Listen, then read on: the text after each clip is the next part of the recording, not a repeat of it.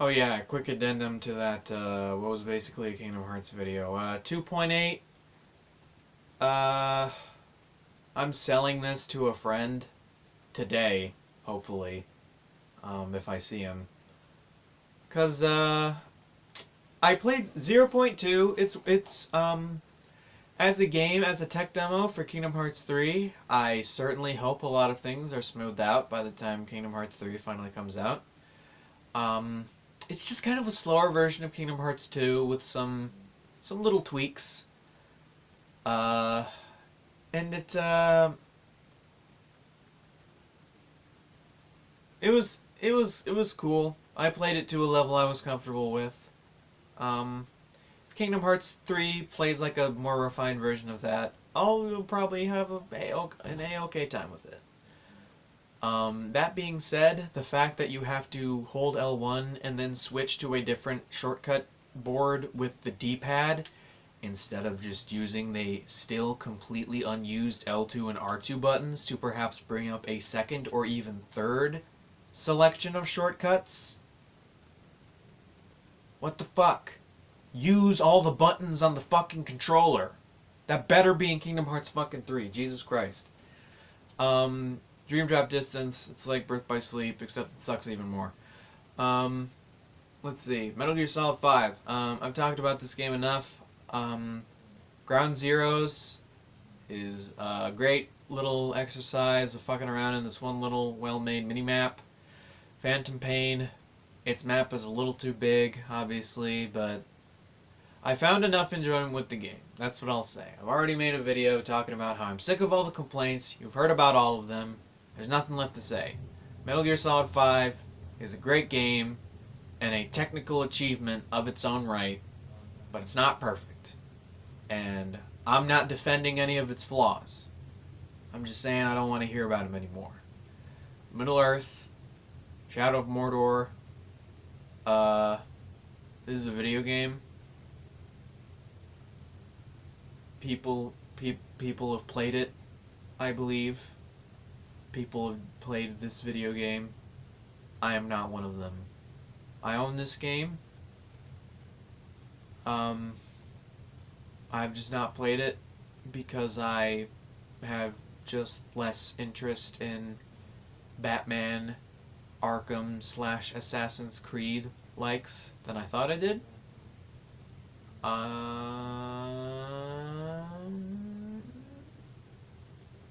Mortal Kombat XL. Um, this is the version of Mortal Kombat X that has all the stuff in it. So I didn't have to pre-order it to get Goro or any of that bullshit. This game's pretty fun. Um, I'm much more into Japanese style fighters like Street Fighter and Guilty Gear. Not so much Tekken, not a 3D fighter guy. But, Mortal Kombat, it's fun. It's fun for casuals, for friendlies. Who gives a shit? Mortal Kombat, what the fuck you gonna say to Mortal Kombat? It's goofy, just good fun. It has good normie appeal. I distinctly remember in high school when this game first came out. Remember all the kids in the fucking in a film class, they were watching on the laptops we were supposed to be editing footage on. They were watching big compilations of all the fatalities. It's like Melina, she eats your guts, and it's like, whoa, dude, it's sick. It's like, oh my god, it's so creepy. Um,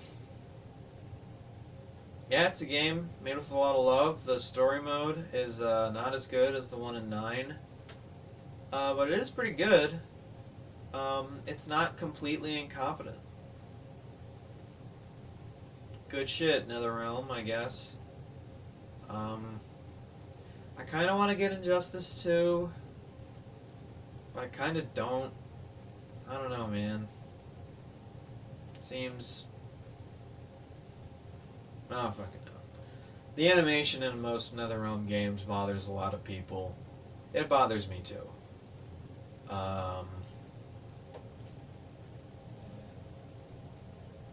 That's fucking that, I guess. I'm trying to think of something else to fucking say. I don't know, man. I'm not a Mortal Kombat expert, I guess. The Predator's in it. That's cool. The Predator is in it. I can enunciate. The alien's in it. It's Alien versus Predator. It's Leatherface. Who gives a shit? I'll tell you what people do give a shit about, though. Nier Automata. Nier Automata is a video game that people give a fuck about. Am I one of them? I don't know. I got the A and B ending. I was waiting until I beat the game. I got it halfway through 2017. It is now September of 2018. So I've owned this game, Persona 5. Well, basically, I'll just tell the whole story right now. When I got my first job in the middle of 2017, I am a young man, unambitious at that. I bought with my first paycheck Nier Automata, Persona 5, and Yakuza 0. And despite Persona 5, by far and away, being the longest of these three games to even beat the base story content, let's not even talk about side missions, Persona 5 is the only one of those games that I've beaten. Yeah. So, yeah.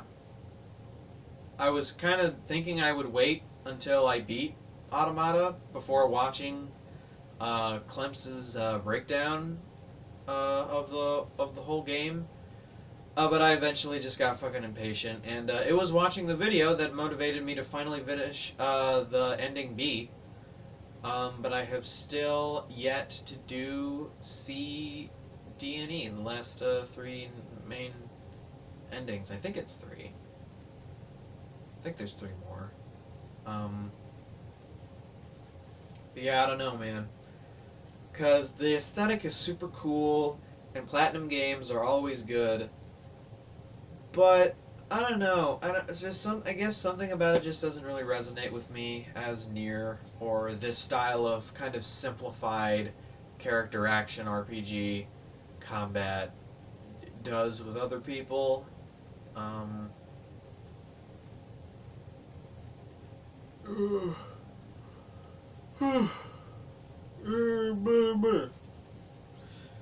But yeah, game's good though. It got Best Soundtrack Award. Does anyone remember the Game Awards? Persona 5 got nominated for Best Game of the Year. That was fucking cool. Here's an RPG, an action RPG I do care about. Neo. I have never played a Dark Souls game in my life.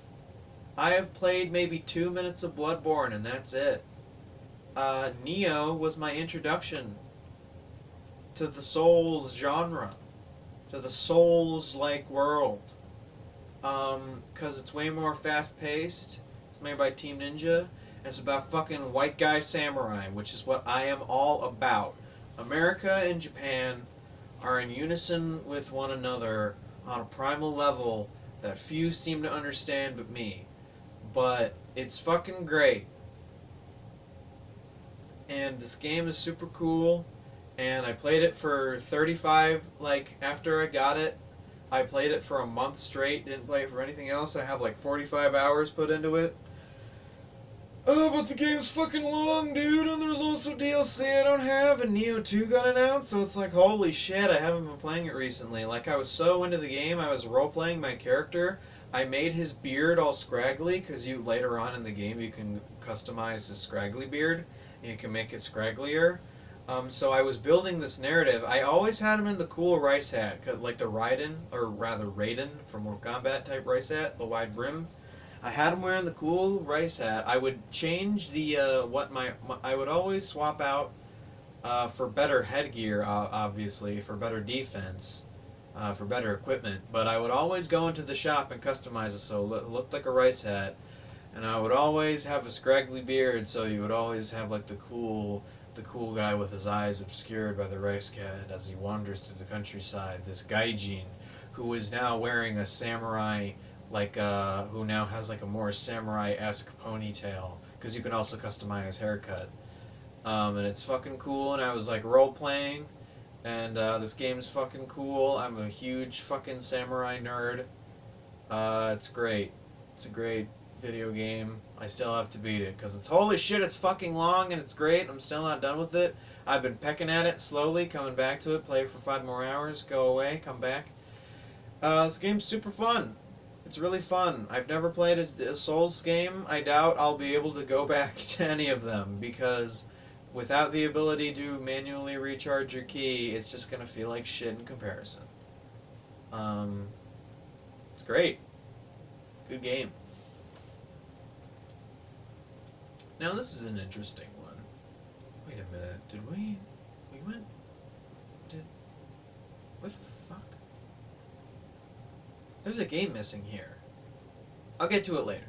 Well, rather I'll just talk about it right now. In the D section, there should be somewhere around here next to Devil May Cry, like right before it, there should be Dengeki Bun. Oh wait, actually, you know what? There it is. There it is at the bottom. Because, right, the Dengeki Bunko part is in Japanese letters. Okay. Uh, I'll just talk about them right now. Dengeki Bunko Fighting Climax Ignition. It's the second edition of Dengeki Bunko Fighting Climax, a fighting game with a bunch of light novel characters created by Sega. The second edition that was released for PS4 did not come out in the States. Only the first version of the game did. Um, and because I am so obsessed with owning every fighting game ever, well, all the ones I give a shit about, like, I have this weird fascination with obscure fighting games. You could blame the Super Best Friends for that, I suppose. Like, digging to the bottom of the barrel. Not that Dengeki Bunko is super obscure, but, like, just weird fucking cool anime games that didn't seem to get a lot of support, like Chaos Code. No one knows what Chaos Code is, you know? So, like, all these weird fucking anime games, I'll give them a try. So Nitro Plus is the brand of, like, books and anime crap that is, like, related to Super Sonico. Like the pink-haired, big-titted chick that Jessica Nigri voiced in the dub of her anime. Um, she's a mascot. She's like a Japanese version of Barbie, except she appeals more to guys because she has giant tits. But she's the same in how she's literally perfect, flawless in every way. Flawless physically, flawless personality. She can do anything. She has a million different careers. And in this one, she's a fucking big booty, booby butt beater-upper. She's punching and kicking and screaming and clawing and scratching and mashing buttons, just like me. So, yeah, Nitro Plus Blasters Heroines Infinite Duel. Um, I was, for some reason, expecting this game to be more fun. I played this game because I have a friend whose older brother is a huge fucking weeb, hikikomori. He works now, but he used to, just be total turtle lifestyle of total hiki. He let us borrow this game to play it for a little bit. I thought it was interesting. Actually, loading it up now, it's not as fun as it's not as fun as I thought it would be. We haven't played it a whole lot. Maybe we have to learn it. But a lot of characters just have weird movesets. Like there's a girl with spider powers, but she doesn't play in like an intuitive way. It's fucking, it's the fucking Blaze Blue problem. It's the fucking style switching in Devil May Cry problem. It's not intuitive to play. Um, but Dengeki Bunko is fun as hell. And I guess just because it was associated with like light novels and like Sword Art Online, I wasn't expecting it to be fun. But it's actually super fun.